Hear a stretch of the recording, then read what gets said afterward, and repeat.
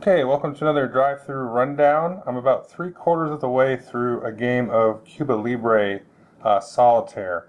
So if we zoom out over here, you can kind of get a sense of the state of the board. Here I've got the cards here. I just did the third propaganda, and I am playing the, I'm not sure what to call them, the July 22nd Castro's folks. So when you play solitaire, you can either play as the existing government, the current government, represented in blue there, and then or you can play as the Castro regime or the soon-to-be regime. So I chose that.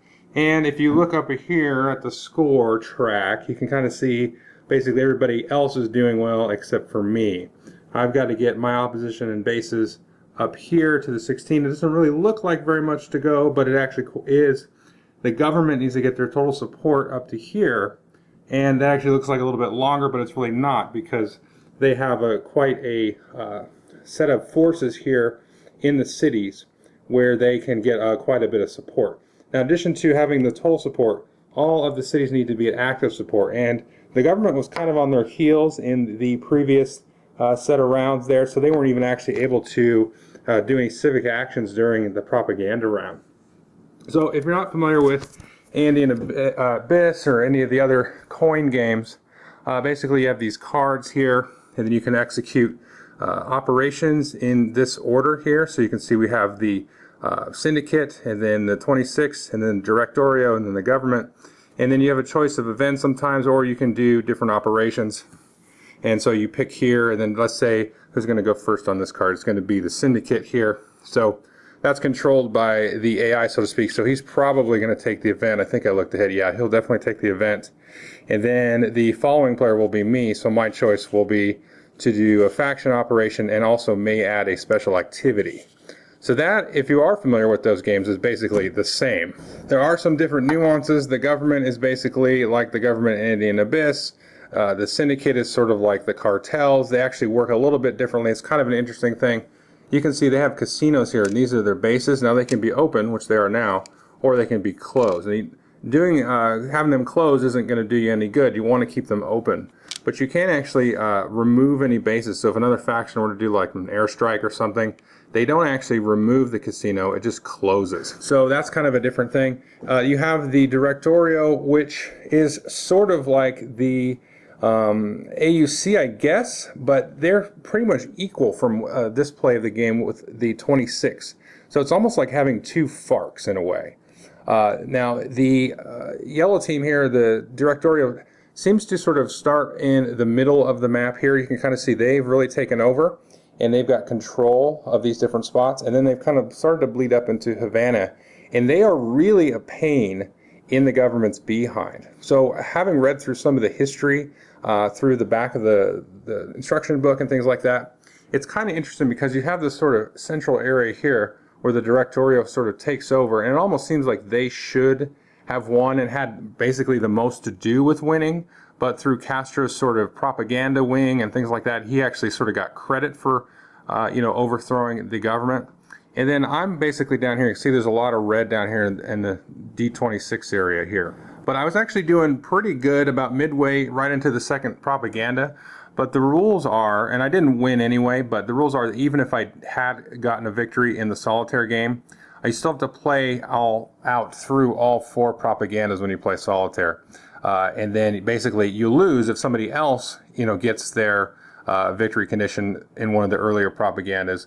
But if you get it, it's too bad. You got to play all the way through and then basically stay it on top the whole game. So they've really kind of attritioned me down here. And so it's been kind of interesting to see how the government and the directorial have interfaced here. The government was actually doing quite a bit better, and they've really gone back and forth here in this central area, because you can see this is a two population area there. And one of the cool things about this is you've got your support, your active support. You've also got opposition like in Andean Abyss, but you've also got this idea of control, which you had in Andean Abyss, but control directly relates to the victory condition for the directorial. So they have sort of a low number here. So you can see there, directorial population plus bases. So they're almost there. You can see this other yellow marker there. They just need to get two more areas with population and then control that. So they aren't trying to get support. They're just trying to get physical control over this area, which leads back to what I was talking about earlier, where they kind of took over, but they didn't have the support. They almost weren't interested in the support, at least the way that this game is playing out. But Castro's folks, they were very interested. They wanted control, but they wanted support. Political support, popular support. So that's been interesting to see. Now, the casinos here and the syndicate is very interesting because they want to you want to get open casinos, and that's one of their victory conditions. If we look over here, they actually have achieved that victory condition. They have, let's see how many they have. They have 9 open casinos, and they just need 8. But that's not the only victory condition. They have to also get their resources, which are currently at 21, up above 31 here. So one of the things that you can do once you start opening these casinos up is you can generate cash here. Now, cash can actually be used by any of the factions. And a lot of times you're going to be giving cash to the government because they sort of work simpatico. It seems like 75% of the time. And then you can take cash and you can actually sort of launder the cash and then spend that to get access to better operations here. So that's kind of a nice little twist on the game. So I just figured I'd take a little snapshot, give you sort of a picture of the game in its current state. I'm going to play out the rest of the game. Before I do that, though, or cut to that, I just wanted to show you a little bit. So you've got your non-player government sheet there, and you've got the different ideas here. So it's basically like Andy and Abyss, where you kind of walk down this sort of process tree, or this so can they do this? Yes. Okay, then they'll do a terror. No, let's go down here. Can they do that? Yes, then rally. And then you've got the thing here at the event. So most of the time they're going to try to execute the event, but if there's some special conditions here, they'll mention that for the different factions there. The other type of tool you have here is this is the random spaces one. I don't seem to use this as much as I did in Andy and Abyss. And then they've got a breakdown of the different propaganda rounds.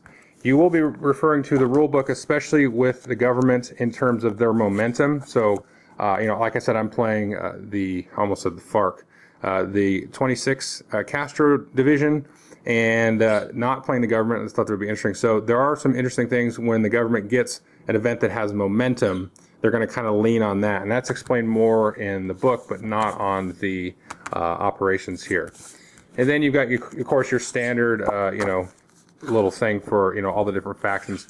So basically, you just need to kind of refer to this, and then also this other sheet, and then you'll be good to go. So let me kind of play out the rest of the game here, and then we'll come back and just tell you what happened. Okay, I'm not quite yet done, but I had an interesting thing that just happened here. So if you can see here, I'm at opposition plus bases 11, and I need to get above 16. So if I get 5 or more, then I'm going to be in good shape. Well, if you look over here at Havana, underneath these cubes somewhere, we can see the population of 6 there. Well, it's currently in neutral because the Directorio here actually did us a little bit of a favor and wiped out a government control for a bit, and then had this at neutral. That I was able to actually sneak 2 of my guerrillas in here, because you can't rally and put your guerrillas in there if you're the 2d6 there, if there's any support at all. So while there was no support, I was able to sneak some in here. I was actually very low on resources and was able to capture a cash marker on one of these. So like I was talking about before with the laundering, able to do a limited operation activity and double terror. I don't know if that's right. I've read the rules a couple of times. I think you can double up on the same operation, so hopefully I didn't cheat. But I was able to basically sneak in here with just my 2 guerrillas, and then again kind of execute some terror, some propaganda activity there, and then totally decimate the government. And they are currently at a total of 1 support here. Now, I'm vulnerable here because both of these guerrillas are active, so the government can easily remove these. So if I can get them back into good shape, then I will be able to get these guys rallied up. So because I waited until the government ran itself out of resources there. So it's going to have to take a turn and pass, unless it gets a really good event or something. So I should be able to rally these, because again, you can rally if there's no support. And then if I rally again and then terror, then I'll have the 6 resources there. So I thought that was very interesting. I was able to make a very effective move with just, 1 and then 2 guerrillas there.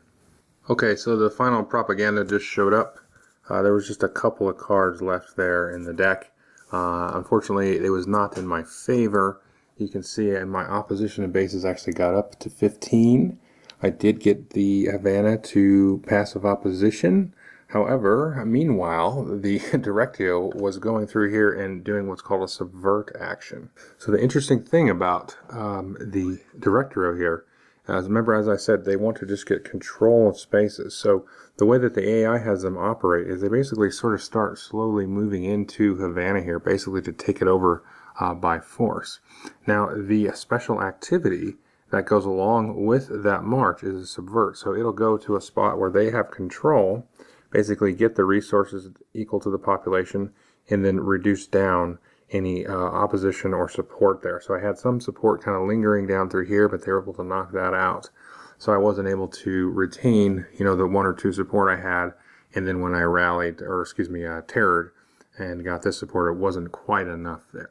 However, the syndicate there was able to get their resources up.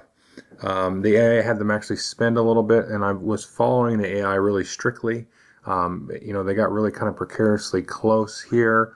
They would have been able to generate some cash here, not giving them an immediate victory, at the beginning of the turn, but once we got through here and kind of resolved, then you kind of see who did best if nobody had an immediate victory on the last card. So it was still in pretty good shape. Now, the government actually did something stupid. I was adhering really sort of hardcore to the flow chart. And they did a couple things based on, the event card and the different ops and things where they could have really hammered me down here. And, a normal player would have done that. So that's the one thing to kind of take away with how the rules have you go through the different order of operations and the events is actually in the early part of the game before we get to that last set of cards before the propaganda. It actually does a good job of kind of setting things up and definitely teaches you the game and teaches you the capabilities and sort of the overarching strategies that each of the factions want to do. But definitely in that last, quarter of the deck, it doesn't really do the greatest thing. So it almost seems like you could play based on the AI, for the first 3 cards. And then when you go into that last phase of the game before the 4th card, then kind of try to take it over, play it more as a simulation, and kind of play as you would if you were playing that faction, because it just did some things that I was like, there's no way they would do that. They're giving me the game by not doing that. I didn't win. I was pretty close. I was 1 away there. And just funnily enough here, the government ended up with 0 total support, and they can thank the syndicate for that, who actually ended up winning the game. So anyway, that's sort of a quick rundown of Cuba Libre. If you want to get in the rules and look at the different operations and special activities, you can just read the rules there. But I just want to kind of give you a flavor for how the game kind of flowed out and some sort of, alternate history kind of ideas there. So thanks.